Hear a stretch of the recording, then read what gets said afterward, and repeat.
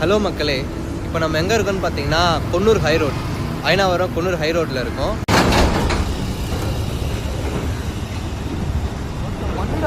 வீடியோவை பார்த்துருப்பீங்க எவ்வளோ மண் பறந்துச்சுன்னு சொல்லிட்டு. இதெல்லாம் மாறணுங்க. ஏன்னா நம்மளும் ரொம்ப வருஷத்துக்கு குப்பையிலையும் மண்ணுலேயும் தூசிலையும் நாற்றத்துலேயும் வாழக்கூடாது. நம்மளும் முன்னேறணும். இப்போ இந்த நாட்டில் எல்லாம் முன்னேறிட்டோம், டெவலப்பிங் கண்ட்ரி அப்படின்லாம் சொல்கிறாங்க. பட்டு ஆனால் அதெல்லாம் எதுவுமே ஆகலை.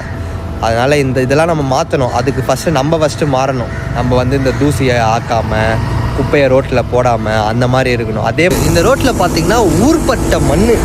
நீங்கள் பாருங்கள், சும்மா ஒரு இந்த இடத்துல ஒரே ஒரு இடத்துல மட்டும் தான் நிற்கிறேன் இந்த ரோட்டில். அந்த இடத்துல மட்டும் எவ்வளோ மண்ணுன்னு பாருங்கள். இங்கே பாருங்கள். இது மட்டும் இல்லாமல் ஒரு பஸ்ஸோ ஒரு லாரியோ ஒரு ஏதோ ஒரு பெரிய ஒரு வெஹிக்கிள் இந்த பக்கம் போச்சுன்னா அதுக்கு பின்னாடி ஊர்பட்ட மண், ஏகப்பட்ட மண் பறக்குது.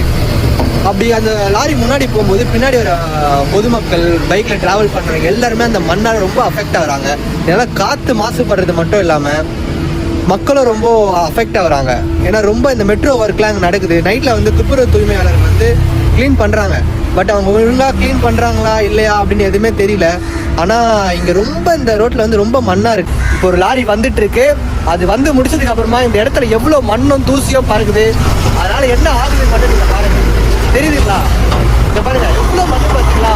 இதனால் இந்த போக்குவரத்து ரொம்ப பாதிக்கப்படுது. பைக் போகும்போது முகத்தை மூடிக்கிட்டு தலையை கீழே கொடுத்துட்டு தான் போகிறாங்க. ஹெல்மெட் இல்லாமல் இந்த ரோட்டில் ட்ராவல் பண்ணவே முடியாது. ஒரு பேரே வரலாறு அழிச்சாலும் அழியாது.